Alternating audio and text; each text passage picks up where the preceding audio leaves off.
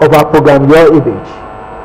We started last week discussing stakeholders' engagement as strategy for political success.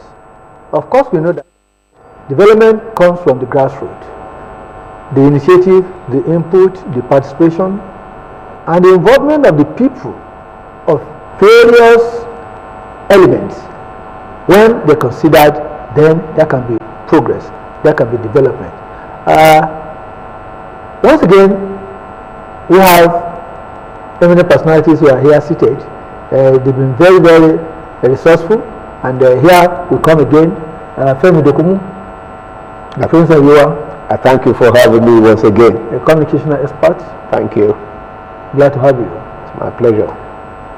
The engineer, KOLAWOLE, IKUPOLIYI, even though you prefer to be called ALHAJI.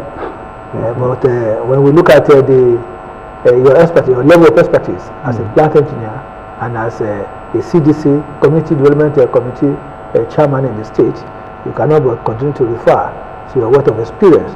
You are welcome, sir. Thank you very much. We started the discussion and we almost ended the discussion through projects that were instituted in various communities. We want to further expand these projects because we know that it is the fulcrum on which well-being are situated. When projects are identified, and we see that when communities meet, that's where they have the vision. That's where they come up with plans and then be able to aggregate their needs to the state government, to the National Assembly, and then you can see a lot of developments germinating within those communities. These projects, I want to ask you, ALHAJI, we know that there have been some agitations. How have you been able to manage agitations, judging from those inputs and proposals you made to the government and how it has been implemented? Do you have straightforward implementation, or do you have politics being introduced at the particular level? Thank you very much. Community Development Association.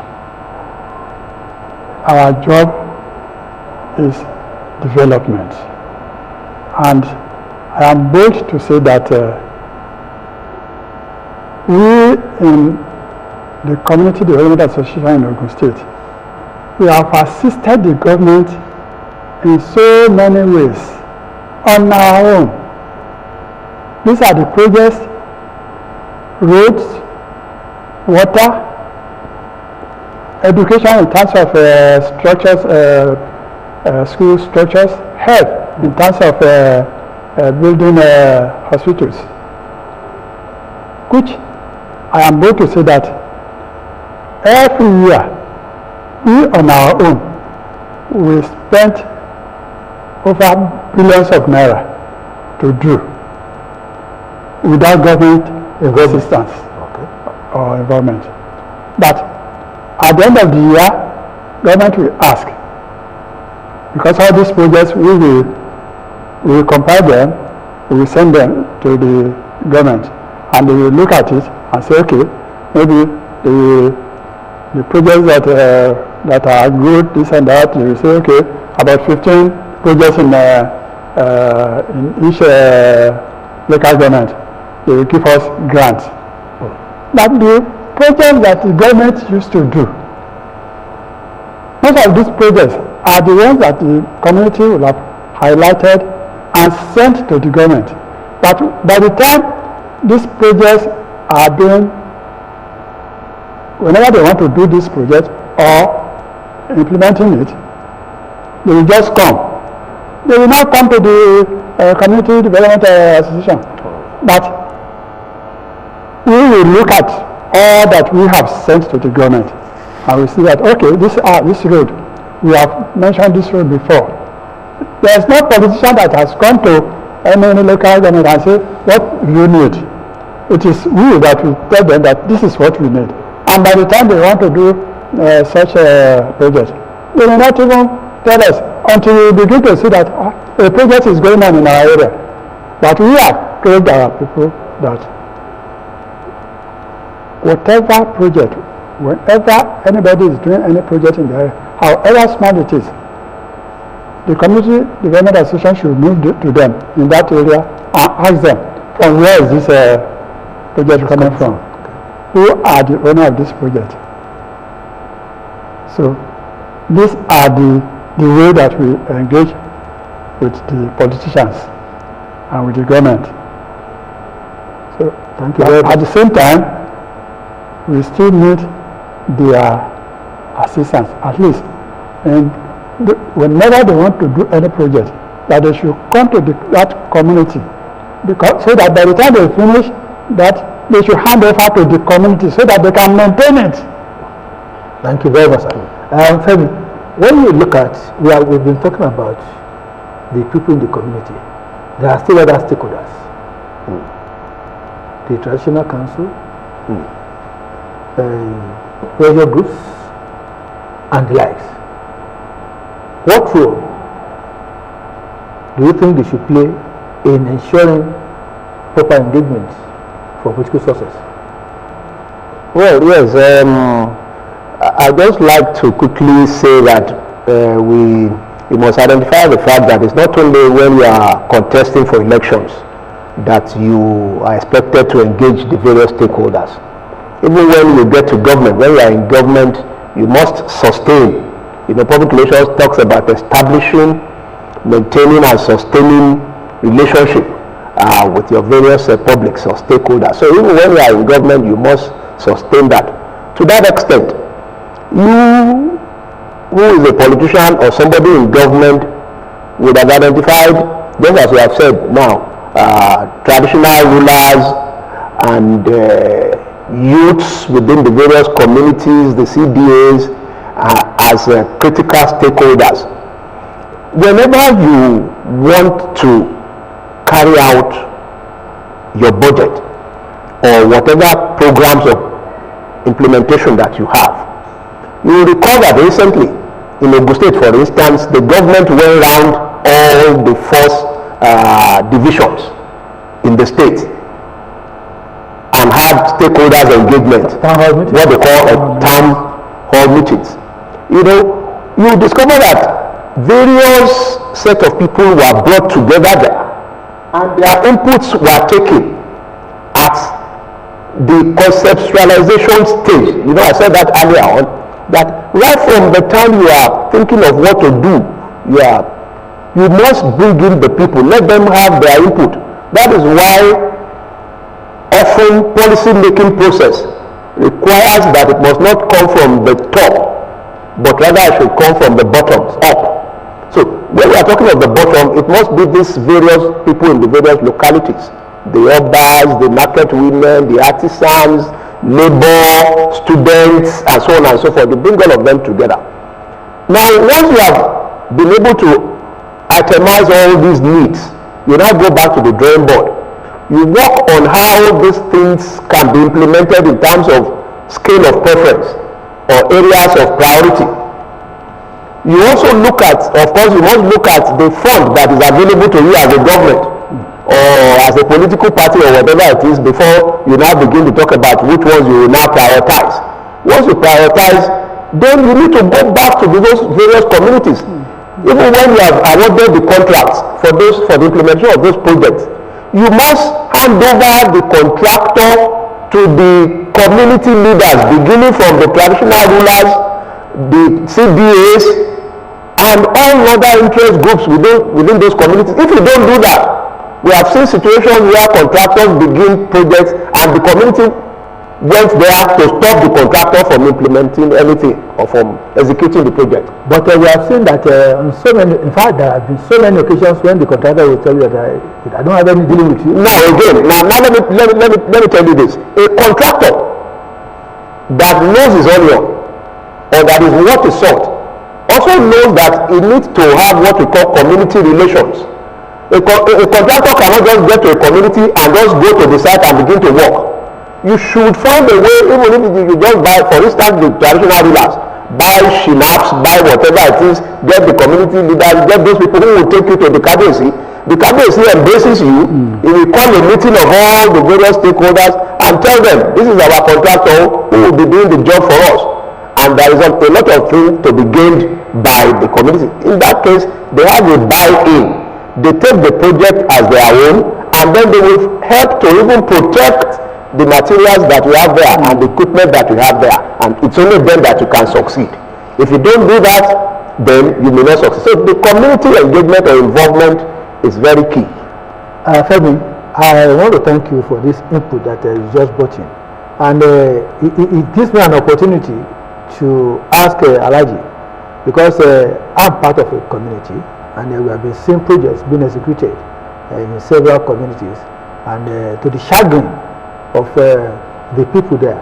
I want to believe, according to what you said, that the input division emanates from the community people. And if the vision, the aspiration emanates from the people, then the project, at the time it is sealed for execution, then the people must be carried along. What is your own assessment, or what you have observed over time? Because we have observed that so many of these projects, when they start the execution, the communities are not involved. The contractors are on their own. Can you give examples or just illustrate in a way so that we can be able to channel things the right way?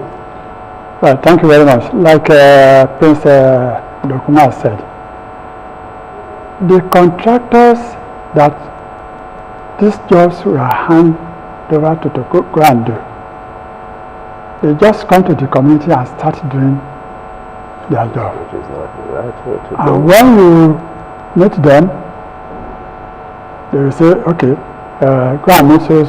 They ask us to go to Abuja and tell the people in Abuja, but we do make sure that we don't, because we know it's our own project, we will not fight them, but we will make sure that because if we don't follow them, they will do short job. Yeah. There are some places where they were doing gutters. They just put iron down like this. They begin to put a common place. But when we got it, we remove it like this. It's just removed. And then is that how they do the job? So, and this is why it is very, very necessary for the government to let whoever is going to handle any contract to make sure that by the time they get to the community, they should make sure that the community leaders are there. They are the supervisor of that job. You are the contractor. They are the supervisors of that job, because they are the people that they are the indirect supervisors. Yes. So that what you are doing for them will be measurable to whatever will have been the amount of the contract that has given to you. So these are the problems that we used to have with contractors of all these, some of the projects that government are bringing to us. Thank you, sir. Femi, yes, that brings us to the issue of openness in this sharing political sources. You can visualize all those issues that we have discussed. How do we ensure openness in all these engagements?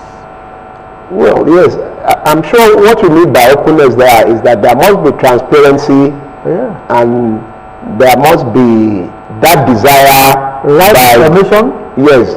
Okay. To the people? Of course. Yes. What I'm looking at for participation. Oh yes. So what I'm looking at is that whatever or whether might be going to the various stakeholders, either as politician or government, must be honest with the people. They must be transparent. They must be open. Whatever you want to discuss with them or tell them or promise them should be things that you have the capacity to do, to execute. Don't just go to the various stakeholders to go and sweet talk and then just say, okay, let me just say what they want to hear.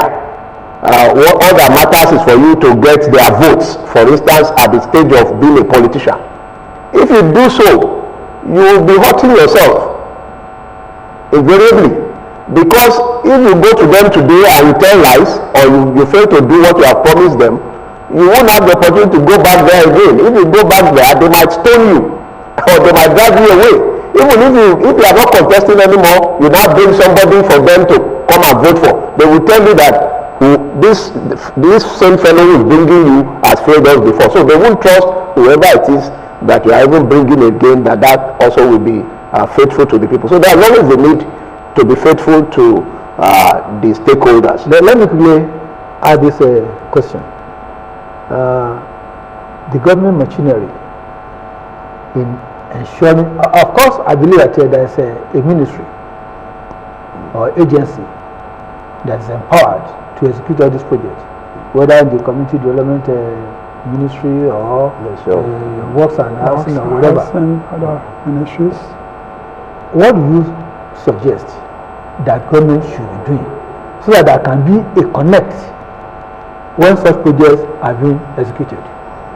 Well, I think we've talked about this earlier on, and that is that the various stages of implementation of programs and projects, right from the stage that you are conceptualizing it, you must involve the people. When you now want to begin the implementation, you must involve them. When you are executing, you must involve them. And when you have even finished, you must involve the communities to see how those projects will be maintained and protected. That is why often when government is handing over or commissioning any project, you discover that it's often stated that now that we are handing over this project to the community, we expect the community to protect those projects.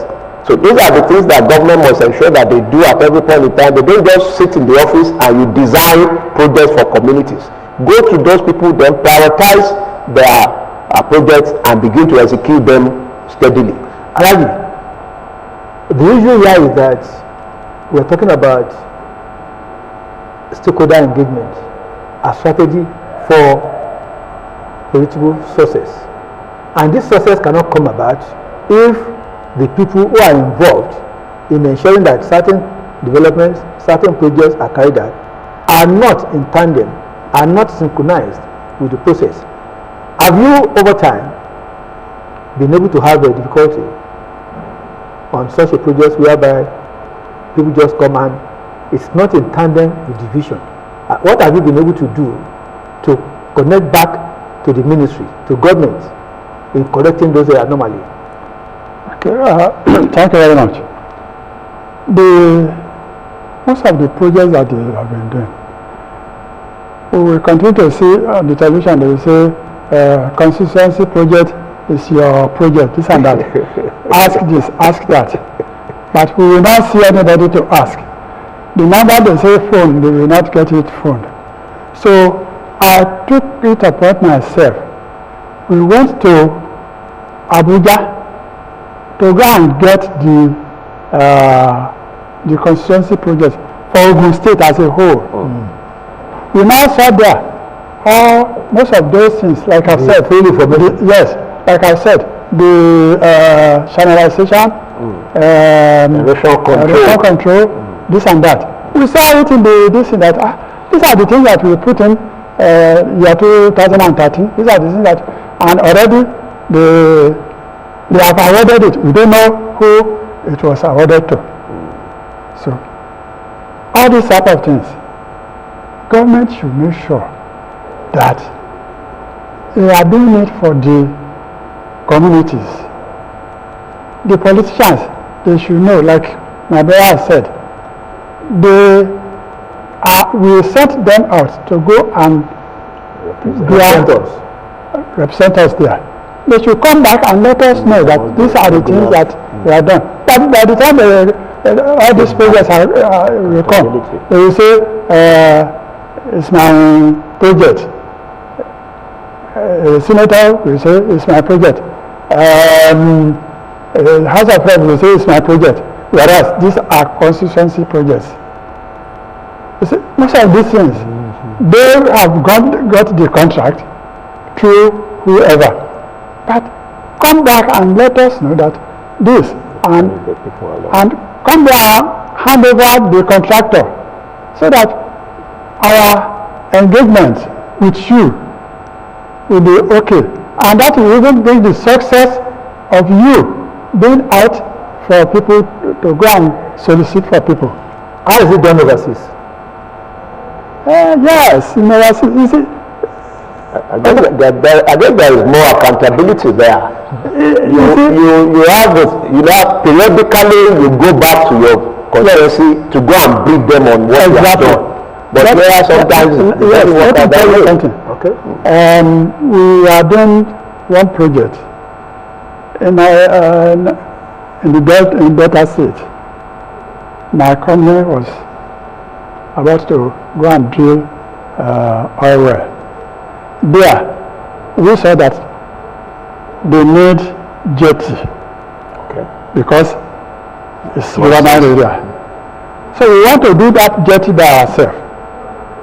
But the people there, the other narrator or whatever it is there, they are saying that we cannot do it, that our company cannot do it, that they should give them the money, that they will do it themselves. Okay.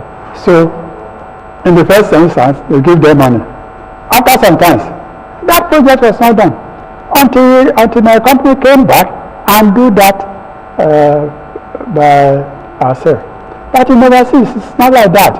Even when you get to an area that you want to do any project, you will be welcomed, and you will give them, or you will all sit down together to discuss about it, and then they begin to monitor it.